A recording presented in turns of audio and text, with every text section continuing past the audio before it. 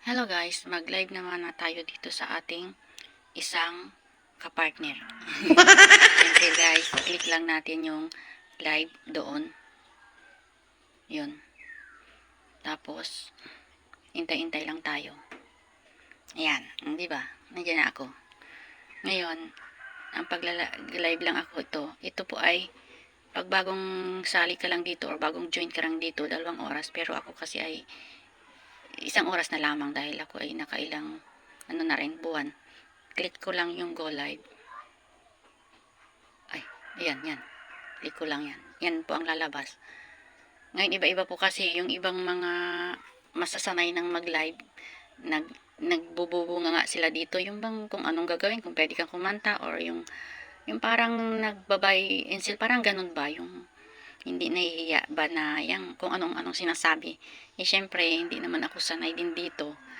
Eh, i-click ko lang yung 3 guhit dyan sa baba. Tapos, lalabas yan. Eh, kung ayaw nyong magsasalita sa camera, i-off nyo lang yung microphone. Yan, ako lang, in-off ko lang yung microphone. Tapos, bibilang lang ako ng 1 oras. Matatapos na ako dyan. Tapos yun, kung ano-ano lang ginagawa ko, kung nag-edit lang ako, basta nakaharap lang tayo sa camera. Yun lang. Tapos yan, halimbawang tingnan nyo kung anong oras na kayo, kung nakatapos na kayo ng 1 oras, kasi ako 1 oras lang din. Halimbawa, i-click nyo lang yung 3 guhit dyan. O yan, medyo mahina ang kuhan. Tapos, i-click lang natin yung reward. Tapos, dyan natin makikita po yung kung ilang minuto na tayo, kung tapos na ba tayo. Kasi, hintay-hintayin lang natin dahil yung pag lumabas na yan, dyan natin makikita yung ating oras. Halimbawa, hanapin lang. Ito yung mga task natin. Daily live duration ako. Yan ay 60 minutes, 1 minute lang ako. Dito yan, umaano yung oras. Pumapalo dyan yung oras. Kung ilan ang nag-ano nyo.